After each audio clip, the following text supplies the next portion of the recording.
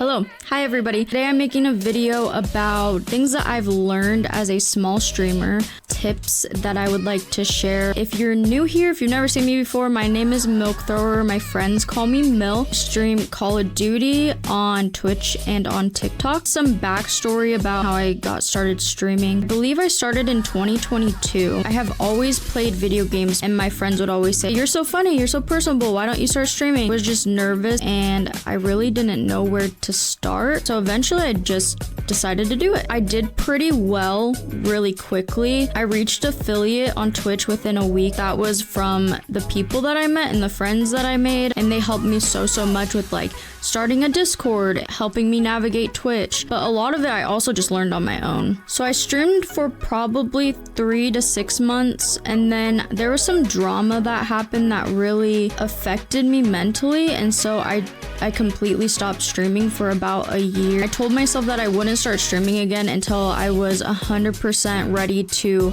commit to it and just figure out what my overarching goal was. And so I started streaming again probably 5 or 6 months ago, and it's been going really well. There are some things that, looking back, wish I could have done differently. I watch so many videos of other streamers giving advice, and I do think a lot of their advice is really helpful. There's just some things that I don't necessarily agree with. For example, I put a lot of pressure on myself to try to create like a set schedule. I feel like there's so many streamers that say like consistency and having a set schedule is key. For certain streamers, that probably is true. I think for myself, it's more important for me to stream when I'm at my very best. And I do have somewhat of a consistent schedule, but I sway from it often. I stream in the mornings on weekdays, and then I stream at nights on weekends. But there's some days where I'm just not in the right headspace. I think it's better for me to take a step back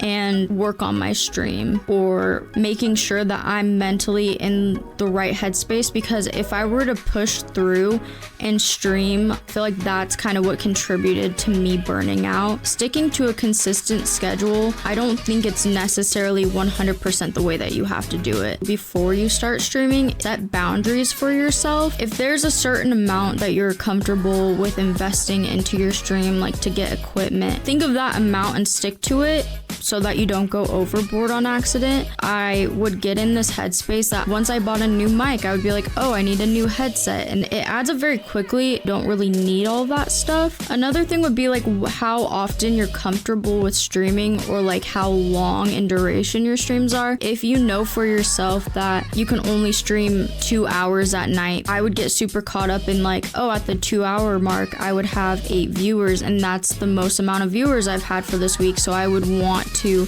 keep up with that momentum, but it would take away from things outside of my stream, or how much time I was working on my stream outside of physically streaming. Knowing how much you're willing to and able to stream. The last thing with boundaries, knowing what you're willing to share and what you're comfortable with talking to viewers about, like where you live. Are you comfortable with saying the state that you live in, or would you rather like give a general location of where you live? Are you comfortable with talking to viewers outside of stream? What social media are you willing to give to them? What you're like okay with people saying to you or in your stream. People will push boundaries. I had a really hard time with that. I didn't want to push people away, or I didn't want to lose out on a viewer or a follower. Overall, having people that don't respect you in your stream or are going to make your other viewers feel uncomfortable is unnecessary to have, because that's how you're gonna find your community. Community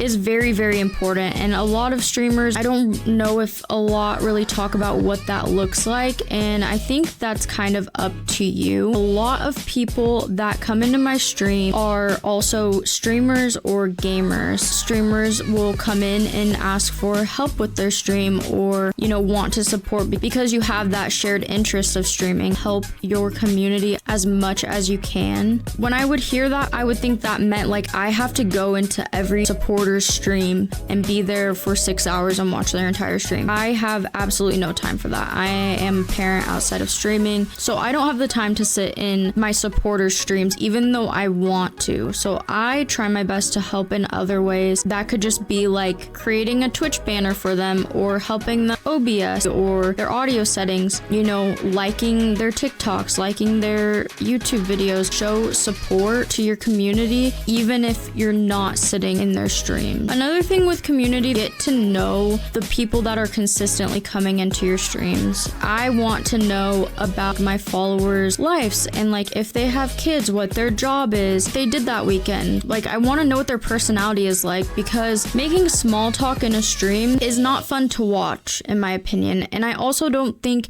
it's very authentic to expect people to sit in your streams and talk to you and you know nothing about them. I get it. You're not gonna remember every single person's favorite color. I think just remembering things in general means a lot, and I feel that way when I go into streams. Like when they remember something about me, or even just remember who I am, that means so much more to me than like them just saying, hey, what's up? How's your day?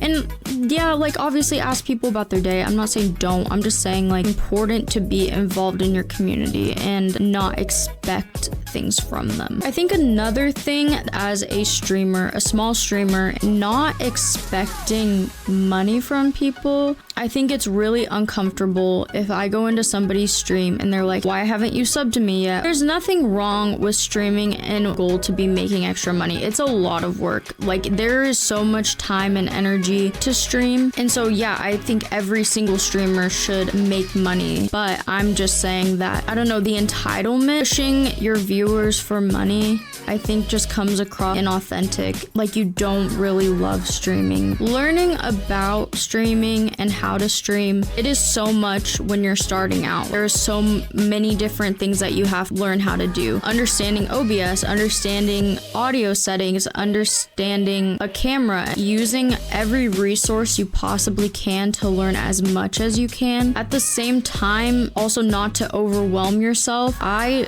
learned so much new information all at once, and I think that's what contributed to me being overwhelmed and burned out very quickly. I think if you were to start from scratch day one, all you had on your stream was your camera, your game, and you speaking, that is perfectly fine. And then, you know, learning one or two things every week would be ideal. Learning overlays, learning how to make emotes, all of that stuff takes so much time. I honestly don't think it's the most important when you're starting out. When I started out, I did think that I had to know every single little thing. But if I could go back, I wouldn't do that. I would have my stream be as clean and simple as possible. People feel the need to buy like emotes or buy overlays. I don't think there's anything wrong with that. Supporting other creators is important, but I think when you're not making any income from streaming, knowing how to do all these things and saving money in the long run is going to help you out so much. 90 to 95% of everything in my stream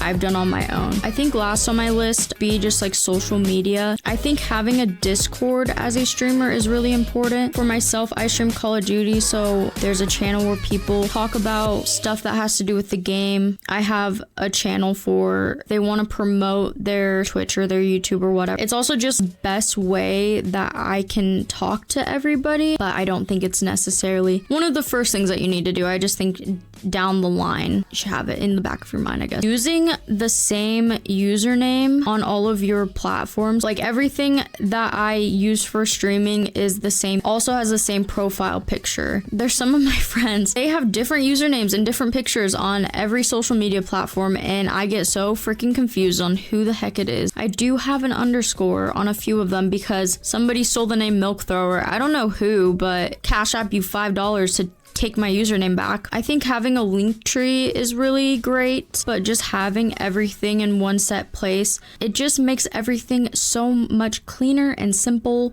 Canva's really great. I use that for emotes. I use it to make YouTube banners, Twitch panels, overlays, literally everything you can think of. I use Canva for. I think it's worth the money. I think it's like $15 a month for Pro.